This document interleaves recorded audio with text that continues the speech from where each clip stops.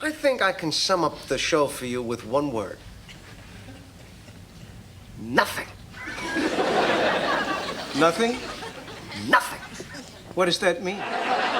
It wasn't until episode 3 of season 4 that Seinfeld gave itself that famous description as a show about nothing. Not until this episode called The Pitch, which mock documents Jerry and Larry David's first meeting with NBC executives. Nothing happens on the show. It's just like life. In interviews since then, like this Reddit AMA from 2014, the creators admit that the moniker was only really a joke and that they were actually surprised by how much it caught on with audiences.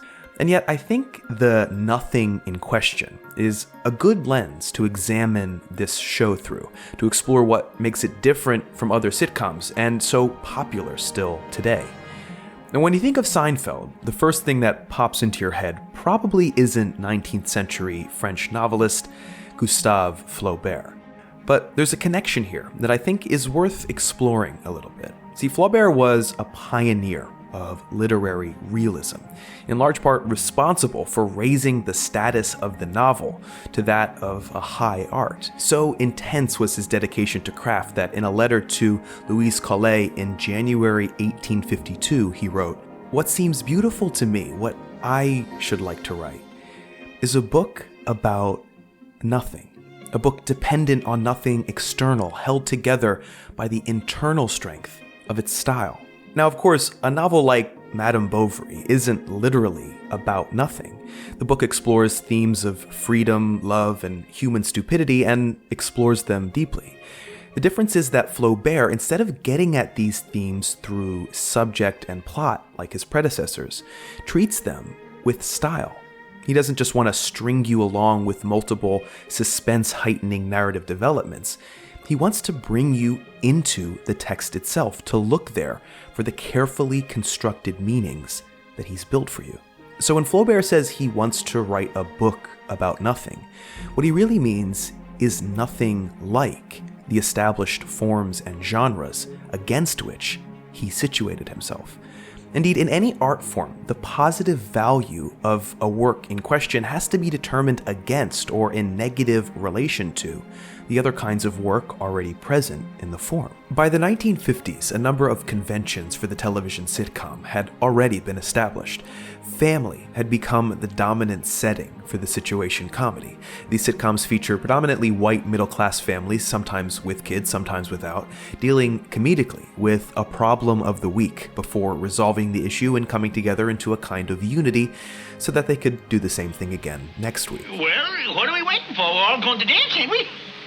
We sure are. Come on, sugar baby. By the time of the Mary Tyler Moore Show in the 1970s, the nuclear family had been partly supplanted by the work family, but the sentimental unity of the group was an even stronger value. Thank you for being my family. With Cheers in the 80s, the sitcom began to break from its, by then, staid conventions. There was less sentimentality, less lesson learning, and the transition from family as family or family as coworkers to family as friends.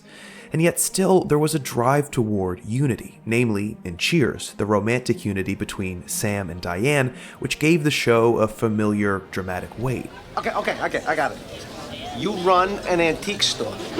Yeah, And people come into the store and you get involved in their lives. What person who runs an antique store gets involved in people's lives? Why not? So someone comes in to buy an old lamp, and suddenly I'm getting them out of a jam. It wasn't until Seinfeld that the conventions of the sitcom were deconstructed fully, when all forms of unity, familial and especially romantic, were wholeheartedly abandoned. For Seinfeld, these additional elements were just so much fluff. No, forget the story. You gotta have a story. Who says you gotta have a story? Like Flaubert's novels, Seinfeld forgoes the traditional subject matter of the sitcom, its didactic sentimentality centered around a family of one kind or another, in favor of stories held together by the internal strength of its comedy. Now, this isn't to say that Seinfeld doesn't have plots. Indeed, Seinfeld plots are among the most sophisticated of the genre, but the plot drivers are different from its predecessors. Instead of goal-oriented principal characters achieving their ends based on actions that they take, Seinfeld frequently has its characters make some small action on a whim at the start of an episode. A certain cast member of Melrose Place. Really? Have you ever seen the show? No. Then spend the rest of the half hour dealing with the unintended consequences of that action. Did Kimberly steal Joe's baby? And if they do set out to achieve a goal, even if they get it, I turned him! they often fail in the end because of circumstances beyond their control. How can I be expected to have the same expertise as people who own this equipment? In Seinfeld's more complicated narrative, small events from one character's life can determine outcomes in another. Any action that any character takes has unexpected consequences, so that coincidence, merely a device in traditional goal-oriented sitcoms, becomes the rule on Seinfeld. That's the guy, officer! Me? Larry David's famous no hugs, no learning policy for Seinfeld is in keeping with a show based on refusals. Refusal to entertain sentimental endings, real romance of any kind, or the redemptive power of the family. And in doing so, David and Seinfeld rejected the silently agreed upon moral standards that guided every other sitcom to its weekly resolutions. Again, like Madame Bovary, Seinfeld isn't literally about nothing. But instead of reinforcing larger moral standards, it explored insanely minute social norms. Do women know about shrinkage? What do you mean, like laundry? And interestingly, hilariously, it turns out that while the morals of past decades have shifted and changed under our feet, these petty behavioral questions about nothing all that important prove to be more timeless and timelessly funny than just about everything else. This should be the show. This is the show.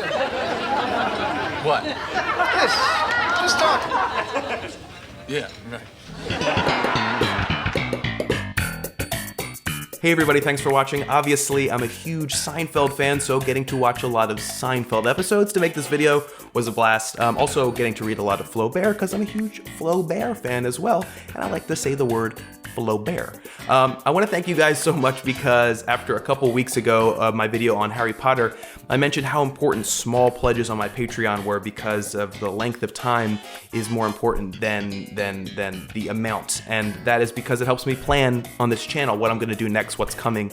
And after that video, a lot of you guys pledged $1 or $3. And you're awesome for that. So thank you, thank you, thank you, thank you, thank you. We just crossed 250,000 subscribers on this channel, which is 250,000, and that's a number that I can't really conceive. So I am grateful, and that's the feeling that I'm going to keep putting out into the world. So thank you so much for that. If you want to pledge to my channel, you can go right here and click there. And I will see you guys next Wednesday for another video. This is so much fun.